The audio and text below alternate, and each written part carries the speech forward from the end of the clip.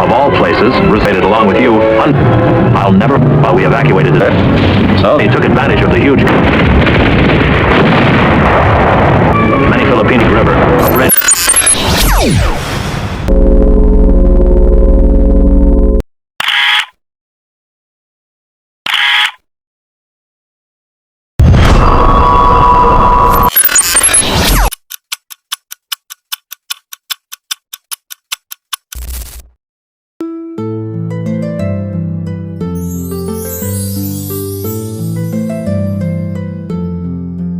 Isang maikling pelikula ang inyong matutunghayan.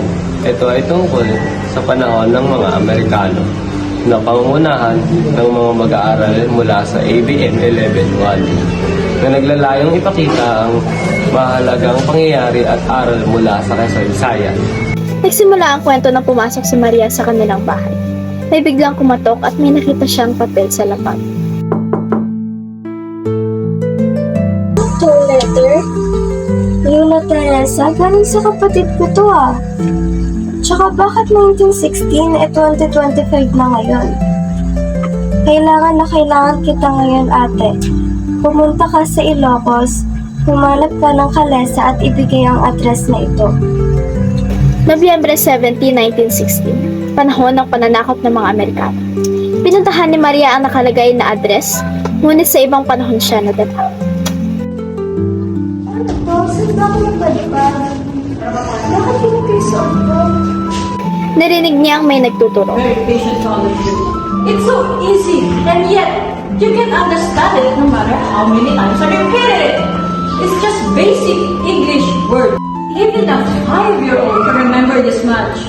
How can you all do it? You all are already 16 years old. Now, who's laughing? Is it you? Get out of my class now! Nagkasalubong si Maria at ang estudyante na iyon.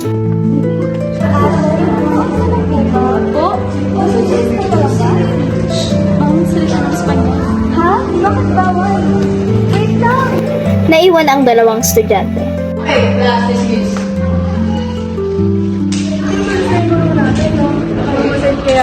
Oo, Thomas eh.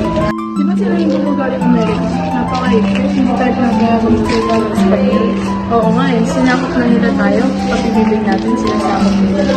Tara punta natin yung klase natin pinagalitan, kawawa naman. Sige. Nag-alisan sila. Naiwan si Maria, litong-lito. Hanggang sa may dumating na mga sundalong Amerikano kasama ang kanilang chief. Chief, I think this is the right place to do something. Yes, I agree, but let's check the other areas too. Habang nag-iikot sila ay may nakita silang mga Pilipino nag-uusap. God, alam ko ba? Ang anak mo, pinalayas ng guro dahil sobrang higpit. Talaga ba? Grabe na talaga ang mga Amerikano. Simula na sinakap nila tayo, halos wala na tayong kalayaan. What are you talking about? Are you speaking Spanish? That's forbidden. No, you heard it wrong. Hey, stop right there! Sir, huwag niyo kayo kulong. May asawa at anak na ako. Uy, wala kang asawa eh. Alam ko, huwag ka na maingay. Baka maawa sila.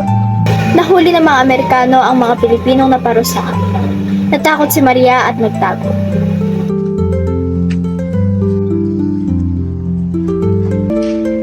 Who are you?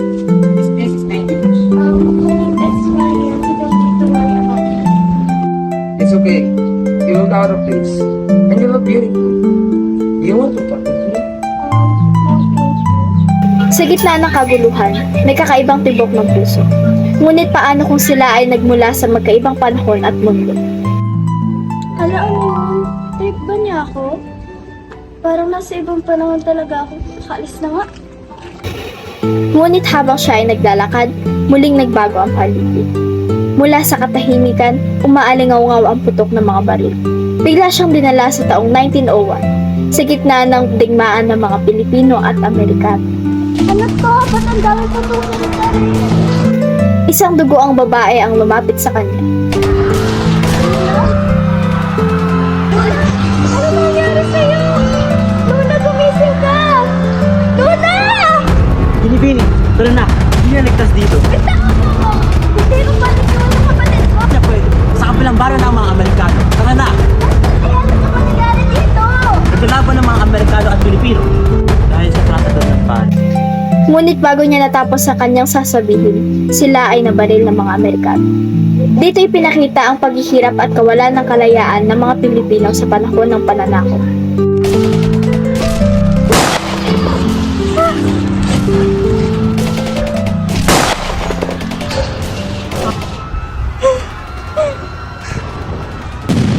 Ang kwento ay nagsisilbing paalala na sa bawat pahina ng kasaysayan, ang kalayaan ay may kasamang dugo at sakripisyo.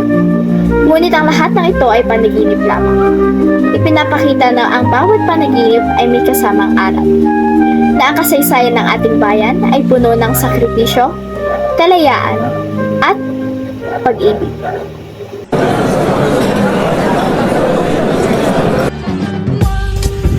Huwag nyo kayo kulong. Yes, up. Hi class, dismiss.